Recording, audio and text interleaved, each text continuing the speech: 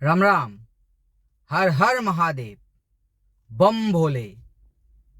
এই শব্দবোৰ কোনো সাধাৰণ শব্দ নহয়। এই শব্দবোৰত লুকাই থাকে আত্মবিশ্বাস, সাহস, মনোবল। আজি কেইদিনমান আগতে মই কেদাৰনাথ ধামলৈ যোৱা সেই 22 কিলোমিটাৰ ৰাস্তা খোজকাঢ়ি গৈছিলোঁ। গৈ পাওঁতে প্ৰায় 12 ঘণ্টা সময় লাগিছিল। কিন্তু এতিয়া এনেকুৱা লাগে যে সেই 22 কিলোমিটাৰ ৰাস্তা মই খোজকাঢ়ি গৈছিলোঁ কেনেকৈ? সেই 22 কিলোমিটাৰ ৰাস্তা গৈ পোৱাটো সম্ভৱ কেনেকৈ হৈছিল? ভিডিঅ'টো গোটেইখিনি চালে ধুনীয়াকৈ বুজি পাব। আজি দুদিন আগত লগৰ বন্ধু এজনৰ ঘৰত খানা খালোঁ। বিল্ডিং আছিল, 3য় মহলাত খানা খাইছিলোঁ, মানে 3rd ফ্ল'ৰত। এনেতে মটৰত পানী উঠাবৰ বাবে ছুইচটো দিব লগাত তলত নামি আহিব লগা হ'ল। ময়ে আহিলোঁ তললৈ নামি, ছুইচটো দি আকৌ 3য় মহলালৈকে উঠি গ'লোঁ। এই 3টা মহলা উঠোঁতে মোৰ যিটো ভাগৰ লাগিল, উফ ৰাম। 10 মিনিটমান সময় প্ৰায় ৰেষ্টে ল'ব লগাত পৰিল। তাৰপিছত বহি বহি ভাবিলোঁ যে সেই 22 কিলোমিটাৰ ৰাস্তাটো ময়ে উঠিছিলোঁ নে? মোৰ দ্বাৰাই সম্ভৱ হৈছিল নে সেই 22 কিলোমিটাৰ ৰাস্তাটো উঠাটো? সেই খোজকাঢ়ি থকা সময়খিনিত কিমানবাৰ যে হৰ হৰ মহাদেৱ বুলি কৈছিলোঁ। খোজকাঢ়ি থাকোঁতে মাজতে কিমানবাৰ ৰৈ গৈছিলোঁ। এনেকুৱা লাগিছিল যে মোৰ দ্বাৰা আৰু নহ'ব, মই আৰু নোৱাৰিম।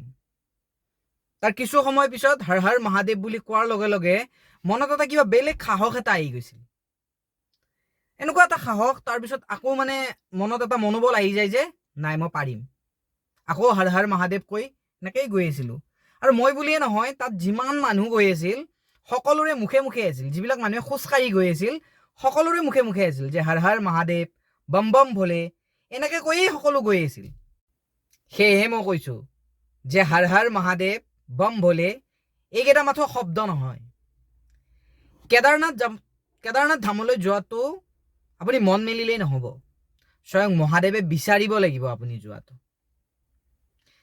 যেতিয়া সেই 22 কিলোমিটাৰ ৰাস্তা খোজকাঢ়ি মই 12 ঘণ্টাত গৈ পাইছিলোঁ আৰু যেতিয়া সন্মুখত কেদাৰনাথ বাবাক দেখিছিলোঁ, তেতিয়া কিয় নাজানো মই নিজৰ চকু পানী ৰখাব পৰা নাছিলোঁ। মোৰ এনেকুৱা লাগিছিল যেন তেওঁৰ লগত মোৰ বহুত পুৰণি চিনাকি। নিজৰ মাক দেউতাকক বহু বছৰ পিছত দেখাৰ পিছত যেনেকুৱা এটা পৰিস্থিতি হয়, মোৰো তেনেকুৱাই লাগিছিল তেওঁক সন্মুখত দেখি। যদি জীৱনত কামবোৰ আগবঢ়া নাই, সকলো কাম টান যেন লাগি আছে, আত্মবিশ্বাস সম্পূৰ্ণৰূপে ভাঙি গৈছে, তেন্তে এবাৰ কেদাৰনাথ যাওক আৰু খোজকাঢ়ি যাওক। দেখিব সকলো কামেই সহজ যেন লাগিব। শুদ্ধ পথত থাকক, সৎ সাহস ৰাখক, দেখিব ভগৱানে আপোনাক নিশ্চয় সহায় কৰিব আৰু আপোনাক আগুৱাই নিশ্চয় লৈ যাব জীৱনত। ধন্যবাদ। হৰ হৰ মহাদেৱ।